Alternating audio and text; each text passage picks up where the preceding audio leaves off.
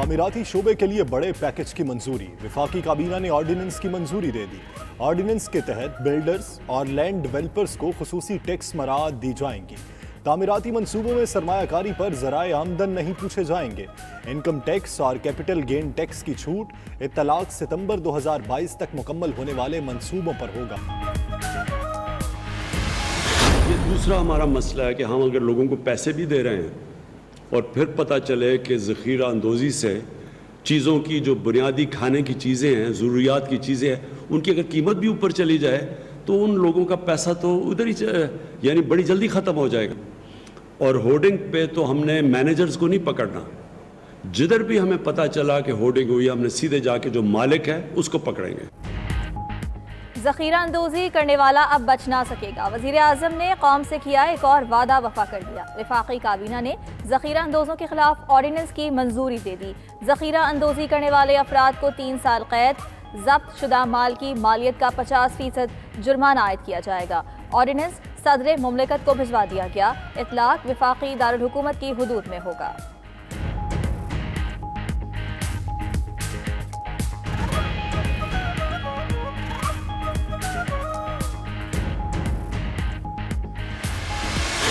नमाज जुमा के इज्तिमात इंतहाई महदूद हुए। पंजाब और बलूचिस्तान में भी 3 से 5 अफराद ने मसाजिद में नमाज जुमा अदा की। उधर रमज़ान मुबारक के दौरान मसाजिद में इज्तिमात और नमाज तरावी पर मुत्तफ़िक़ा लाहे अमल के लिए वफाकी हुकूमत सरगर्म। सदर आरिफ अलवी कल उलमाए कराम के अहम मशावरती इजलास की सदारत करेंगे।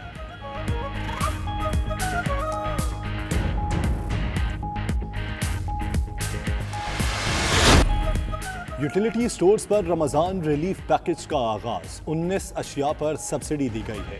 वफाकी वजीर हम्माद अजहर कहते हैं सब्सिडी रमज़ान के बाद भी जारी रहेगी। हुकूमत ताजरों के लिए स्कीम लाने पर काम कर रही है। छोटे कारोबारी अफराद को तनहा नहीं छोड़ेंगे।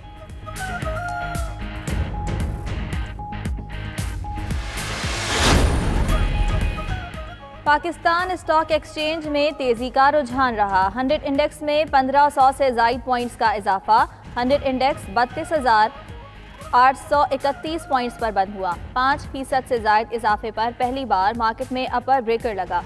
उधर इंटरबैंक में रुपए ने डॉलर को पछाड़ दिया। गैर मुल्की करेंसी 3 रुपये 38 पैसे सस्ती, डॉलर 163 रुपये 50 पैसे पर आ गया।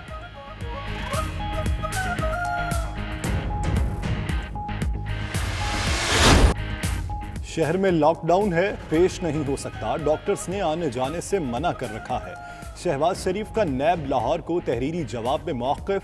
नैब ने शहबाज शरीफ को असासाजात केस में आज तलब कर रखा था।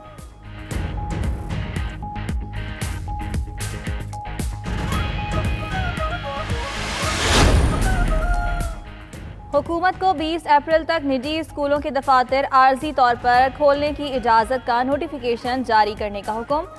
Chief justice Lahore high court का निजी स्कूलों के दफातर आर्जी तौर पर खोलने की इजाज़त न देने पर इजहार बरहमी। कर्जों से मुतल्लिक वजारत खजाना की policy report Islamabad high court में जमा। स्टेट बैंक के पैरोल कर्जों में 3 माह के लिए 5% सब्सिडी देने का फैसला।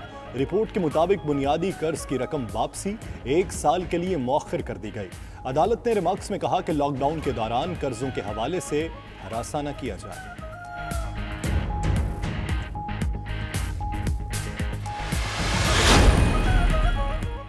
सुप्रीम कोर्ट ने पीएमडीसी को चलाने के लिए 11 रुकनी एडहॉक काउंसिल कायम कर दी। जस्टिस रिटायर्ड एजाज अफजल खान सरबराह होंगे।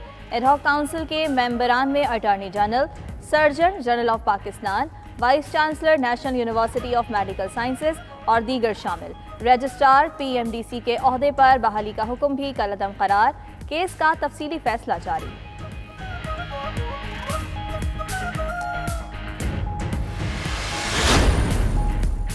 वज़ीर आला पंजाब ने पुलिस में 10,000 कांस्टेबल भर्ती करने की मंजूरी दे दी। कांस्टेबल मंजूर शुदा खाली आसामियों पर भर्ती किए जाएंगे।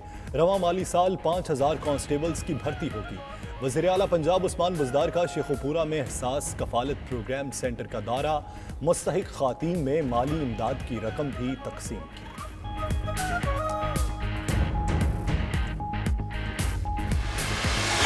तमाम तलबा का तालीमी सिलसिला जारी रखने के लिए Punjab curriculum and text book board का बड़ा इकदाम। सरकारी स्कूलों की तमाम किताबें अपनी वेबसाइट पर मुहैया कर दी। नर्सरी से 12वीं जमात तक की किताबें वेबसाइट पर मौजूद हैं। किताबें मोबाइल फ़ोन से भी डाउनलोड की जा सकती हैं। मुल्क के मुख्तलिफ शहरों में बादलों ने रंग जमा दिया। लाहौर, फैसलाबाद, गुजरांवाला, सरगोदा, नारोवाल, झंग, भक्कर में बारिश। कोयटा, पेशावर, मानसहरा, स्कर्दू, मीरपुर, आज़ाद कश्मीर में भी बादल खुल के बरसे। महकमा मौसमियात ने पीर तक बारिशों का सिलसिला जारी रहने की पेशगोई कर दी।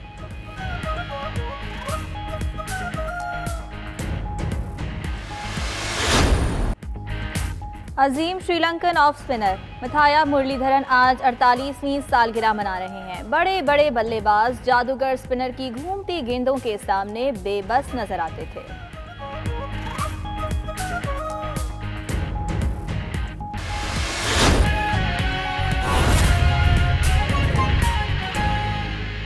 विफाक का बड़ा कदम सामने आया है। विफाकी काबीना ने तामीराती शोबे के लिए ऑर्डिनेंस की मंजूरी दे दी है। ज़राए के मुताबिक ऑर्डिनेंस के तहत बिल्डर्स और लैंड डेवलपर्स को खुसूसी टैक्स मराद दी जाएंगी। तामीराती मंसूबों में सरमायाकारी पर ज़राए आमदन नहीं पूछे जाएंगे। इनकम टैक्स और कैपिटल गेन टैक्स की छूट हासिल होगी। ऑर्डिनेंस का इतलाक जराइम और दहशतगर्दी के सरमाए पर नहीं होगा। इसी हवाले से मज़ीद तफसीलात जानते हैं अपने नुमाइंदा फ़हीम अख्तर से। फ़हीम अख्तर, ऑर्डिनेंस का इतलाक किन किन पर नहीं होगा और किन इलाकों में अव्वलीन तरजीह पर होगा?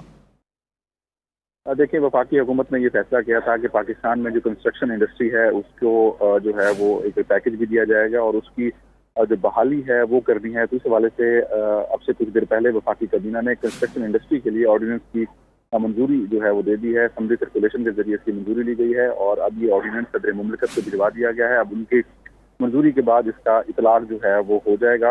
इस ऑर्डिनेंस के तहत बिल्डर्स और लैंड डेवलपर्स को खुसूसी टैक्स राहत दी जाएंगी और तामीराती मनसूबे में जो सरमायाकारी होगी उसका ज़राए आमदन नहीं पूछी जाएगी और ये सरमाया जो बिल्डर्स और लैंड डेवलपर्स हैं ये 31 दिसंबर तक बैंक अकाउंट्स में जमा करा सकते हैं और बिल्डर्स और डेवलपर्स जो हैं इस सरमाए को बैंक अकाउंट से निकालने के मजाज होंगे, जबकि बिल्डर्स और लैंड डेवलपर्स इस सरमाए को 30 सितंबर 2022 तक क्रॉस चेक के जरिए भी इस्तेमाल कर सकते हैं।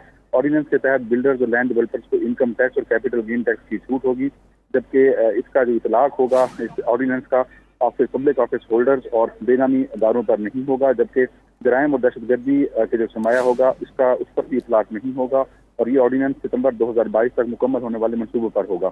जो वज़ीर आज़म ऑफिस की जानिब से ऐलान जारी किया गया है उसके मुताबिक बिल्डर्स और लैंड डेवलपर्स को रिटर्न और वेल्थ स्टेटमेंट की को 60 रोज में रद्द-बदल करने की छूट होगी, जबकि बिल्डर्स और लैंड डेवलपर्स को सीमेंट और सरिये के अलावा दीगर सामान पर विद होल्डिंग टैक्स की भी छूट होगी। इसके साथ साथ कंस्ट्रक्शन सेक्टर को इंडस्ट्री का दर्जा मिलेगा। टैक्स स्कीम जो है वो मुतारिफ होगी। नया पाकिस्तान हाउसिंग स्कीम जो वफाकी हुकूमत का मंसूबा है उसमें भी सरमायाकारी पर 90% टैक्स की छूट होगी। घर फरोख्त करने पर भी कैपिटल गेन टैक्स लागू नहीं होगा, जबकि construction industry development. Faheem Akhtar हमारे साथ ही मौजूद रहिए।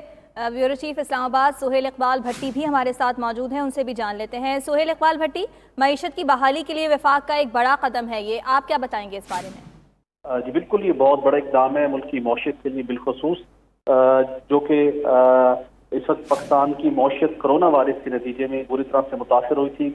मौशी सरगर्मियाँ रुक चुकी थी और वफाकी हुकूमत ने आवाम को दरपेश मसाइल को मद्देनजर रखते हुए ये फैसला किया कि लोगों को रोजगार के मौके कैसे फराहम किए जा सकते हैं, कौन सी ऐसी सनत है जो लोगों की मुश्किलात में कमी का बाइस बन सकती है। तो एक ऐसा सेक्टर है जिसके अंदर अरबों डॉलर्स की न सिर्फ इन्वेस्टमेंट हो सकती है बल्कि मुख्तलिफ जो इससे जुड़ी हुई 25 सनतें हैं उनका पहिया भी चलेगा। तो जिसके नतीजे में जो बेरोजगारी मुतवक्के है कोरोना वायरस की तबाहकारियों के नतीजे में उसमें खातिर खा कमी आ सकती है, जिसके नतीजे में हुकूमत ने यह फैसला किया कि हमें जो मौजूदा सख्त कवानीन है जो कि FATF की रोशनी में तैयार किए गए थे मौजूदा हुकूमत ने ही, जिसकी वजह से रियल स्टेट का सेक्टर गुज़श्ता 1.5 सालों में बुरी तरह से मुतासर हुआ था। सेल परचेज कम हुई थी, तमीराती सनत मुतासर हुई थी। अब हुकूमत ने उन शराइत के ऊपर कुछ मखसूस अरसे के लिए नरमी का फैसला किया ताकि लोगों को कुछ एतमाद मिले और लोग कारोबारी सरगर्मी में बढ़ चढ़ कर हिस्सा ले सके।